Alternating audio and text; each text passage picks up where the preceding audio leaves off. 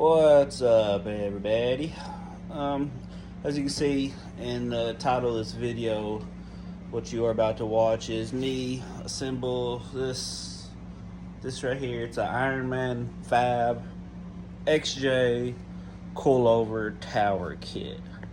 I try to find videos on how to do this, and Andy does have some pretty good instructions on his site, and it does come with instructions, but there's not like a step-by-step video. And I know there are people out there like me who would love to watch one of these videos before tackling this job on their own. It's not a very hard job. It seems to be a very time-consuming job. There's a lot of pieces. And what I did here, let me turn this around. I actually laid everything out on the floor, and it is laser engraved or etched, but I went ahead with just a paint marker and put it on there bigger so y'all could see it. The instructions, wherever they're at, I do not know. Let me find them. The instructions here pretty much has everything, piece by piece. You bolt it together first and you weld it. But like this piece right here, number 63. If you look down here, 60, 61, 62, 64. There is no 63. That's because this is a newer generation, but older instructions, which I actually labeled everything here. You can see 63, I have 0 of those components, but I have two 65s and two 74s. There's a 65s, there's a 74s. There's nowhere in these instructions that has those part numbers. So we're gonna figure this out. So stick around. Watch and learn, maybe. After you get these 4 pieces put together, it does say go ahead and bolt it together. It gives you the components and what you need to bolt it together. But I just realized, and I'll open this up, I have a bunch of 7/16 bolts, a bunch of 1/2" flange style lock-in nuts, and then some nylon. These are 1/2" washers, some 7/16 bolts, but I only have 2 1/2" bolts here, so I got all of these nuts for 2 bolts, because obviously these will go straight down through all of these. I thought maybe they were mixed up, half and half, but no, every single one of these is like 1/2", and these are 7/16 right here. So I don't know what's going on here. Maybe got sent the wrong components.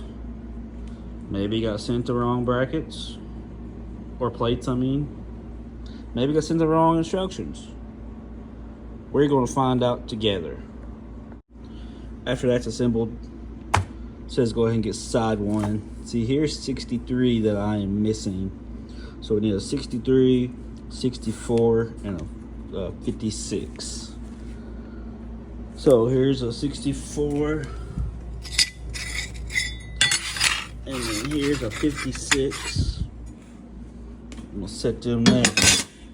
I'm thinking maybe one of these, the 65s or 72, is interchangeable with the 63, which will be, there's a 65, and then there's a 64.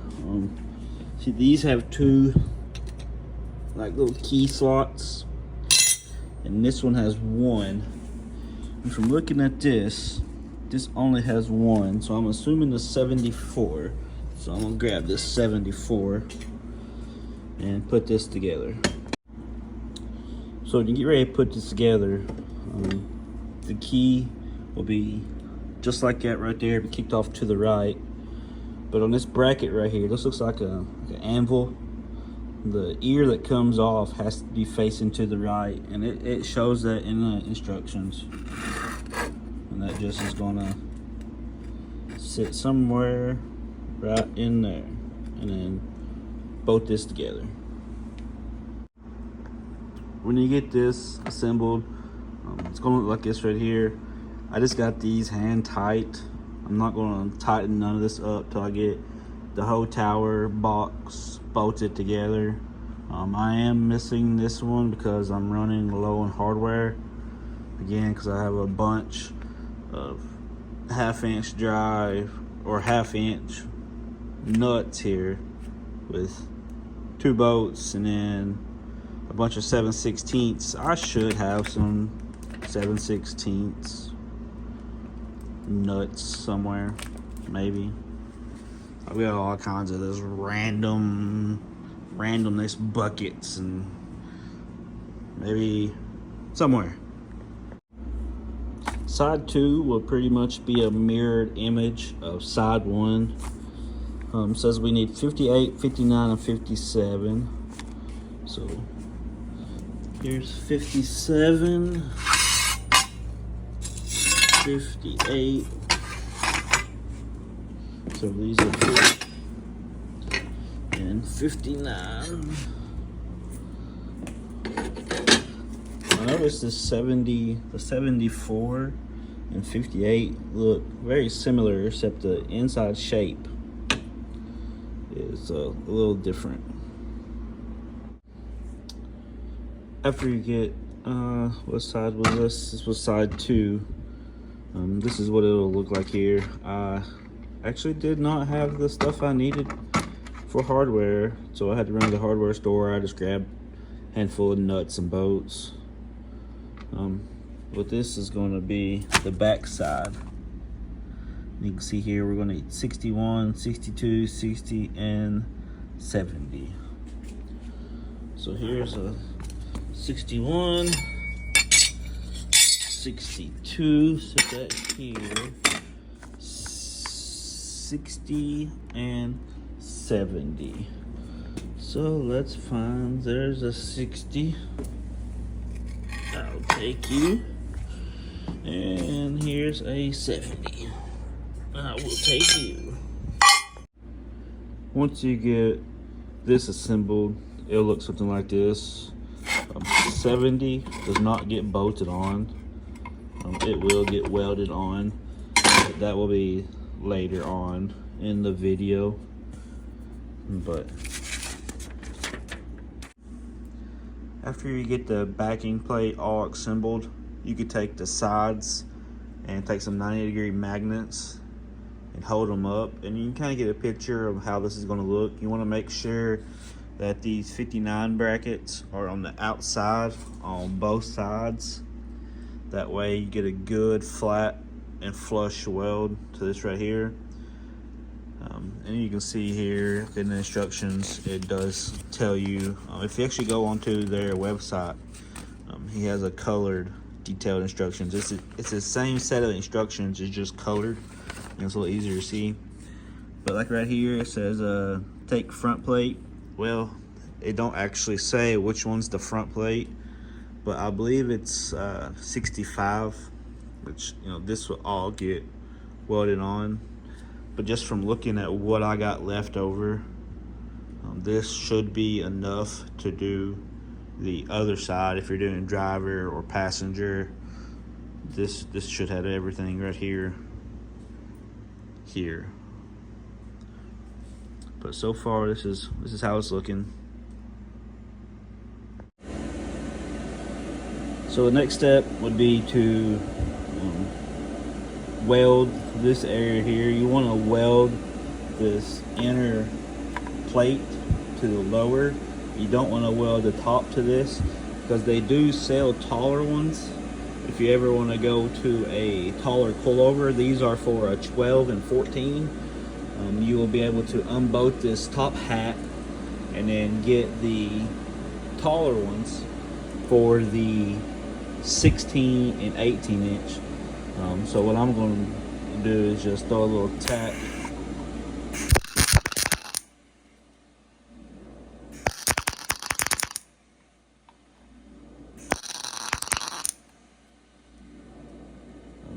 I can't fully weld this right now because these bolts are holding it up. So I'm gonna tack all 3 sides into place, take these bolts out, and then flat clamp it to the table. That way it can sit flush. So in an ideal world, you know, you would want to prep these and clean these and make sure that you got your welder dialed in for this material. You can see I just had my tacks a little cold, but I got her turned up now. But this is what's talking about flat clamping it. Now it's sitting flush, and I just put this piece here under it just to keep it from being able to draw down. But now I'm gonna go ahead and fully weld all this. You do kind of want to be a okay welder, because this is a structural part. If your welds fail, the coilover will shoot through the hood.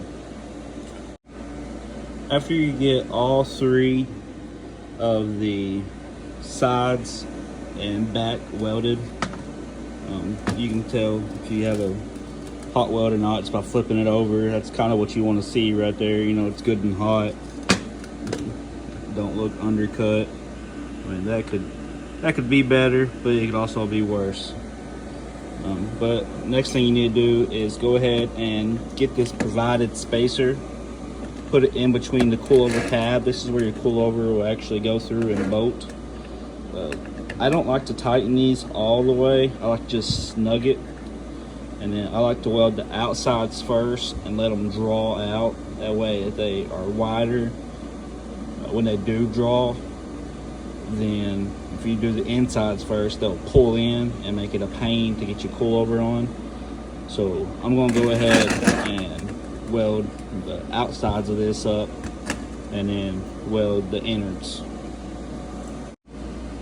One thing I did forget to mention is before you do fully weld this, tack it here, here, here, here, and then same thing on the inside. So you want to make an X.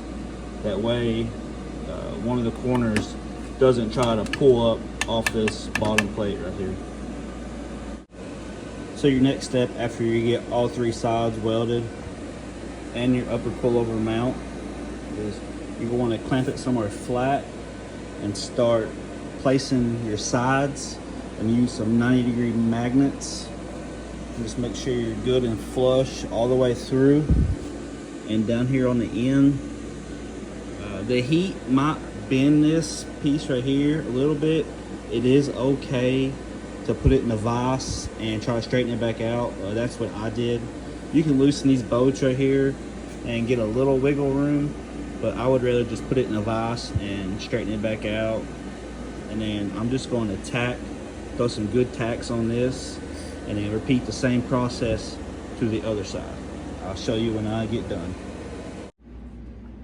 Now that I have both sides tacked to the backing plate, it's very crucial that you do not weld the top half portion to the lower half portion. Do not run a full bead down through here.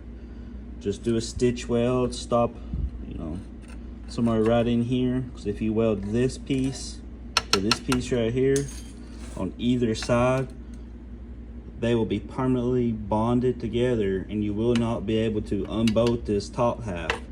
So before you fully weld it, stop and think about what you're doing, because it would kind of defeat the purpose of making this removable. But if you never plan on going to 16s or 18s, which in my opinion on a Cherokee, that is huge shocks. They will be up through the hood, and you do not need that much down travel, and you probably cannot get that much up travel. You would have like probably 2 inches of shock shaft showing for up travel, and you would have 16 or 14 inches of down travel that it won't be usable. You will get into drivetrain bindage. Next step will be taking this piece right here, the front face plate 65, and it's got these little key indentions to help line it all up. These sides probably will draw in a little bit. That's no big deal. You can just take this, you know, manipulate it a little bit to get this piece go in there. I highly doubt this will fit perfect off in here. So don't be alarmed. That's just how things go. After you get that front faceplate burned in, one of the last things you got to do is actually place the plates that you welded up for the pullover to bolt to. The way these tabs are shaped, you can't bring it in from the outside. You have to push it through to the inside. And then you just weld it up all the way around. I'm not really sure why this is double plated. I guess just for extra reinforcements. I may have did it wrong. I'm not sure. But I'm just gonna weld this all up, both plates, because two's better than one. Well, guys, that's pretty much it on this Ironman Fab coilover tower. I decided not to weld this plate right here in there. I said I was going to, but I'm not, because this will be getting a crossover bar. So I'm gonna use this right here as a foot plate and then weld my tube to this for the crossover bar for the engine. And that way I can just unbolt it from both sides. But I did just brush it up with a grinder, get the slag off of it. I still have got to fully weld everything on the inside. But again, like I said, it's real crucial. Do not weld these two pieces together. Because the way it is right now, you should be able to take these two bolts out. I already have those out. These two bolts right here out. And this whole top half right here will unbolt. Now you just got to repeat the process for the other side. I didn't weld nothing on the back because the inside will be fully welded. And I didn't want nothing to protrude from it so it don't sit flush. What I'll probably do is see where it's going to mount actually, and any of the overhang I'll weld. I guess I could weld and grind, but that's all she is. Hope y'all enjoyed it. Hope y'all learned something. We don't judge welds around here. God bless.